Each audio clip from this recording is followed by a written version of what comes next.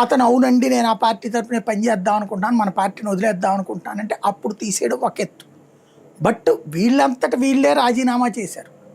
చేసినప్పుడు ఇంకా speaker format is final, అది అల్టిమేట్. అది అలా కాదు నేను మీరు ఎవరో ఇన్ఫ్లుయెన్స్కు లొంగి ఉంటారు అంటే ఎవరో ఇన్ఫ్లుయెన్స్కు లొంగడం వల్లే కదా వాళ్ళు రాజీనామా చేసి. అది అనైతికం కదా. వాళ్ళు నైతిక ప్రవర్తన అనుసరించారు, మేము ఆ పదవిలో ఉంటాం కరెక్ట్ కాదు. అక్కడ నువ్వు మరింత నైతికంగా ఉండాలి కదా. ఎస్ అందుకని మీది వదిలేస్తున్నామని చెప్పి.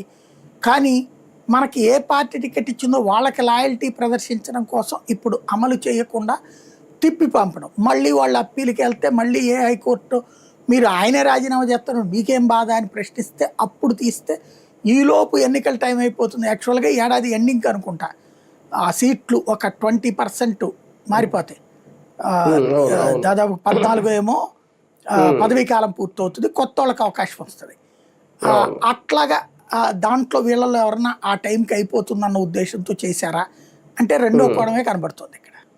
2027 మార్చికి వెళ్ళలో కొంతమంది అయిపోతున్నాయి అంటండి మేబీ, అప్పటి వరకు అలా. అదే వాస్తవంగా 2 ఏళ్ల కాలాన్ని వదులుకున్నారు తెలుగుదేశం. వాళ్ళకి ఈ 2 ఏళ్లకి వాళ్ళ దాంట్లో చేర్చుకుని టికెట్ ఇద్దాం అనుకుందో, లేకపోతే కొన్ని ప్రచారాలు జరిగినట్టుగా రాజ్యసభకు కానీ శాసన మండలి కానీ శాసనసభలో కానీ ఎవరైతే రాజీనామా చేస్తారు, శాసనసభలో కాదు మండలిలో, వాళ్ళ ప్లేస్లో ఎన్ని నెలలు ఉంటే నెలకింత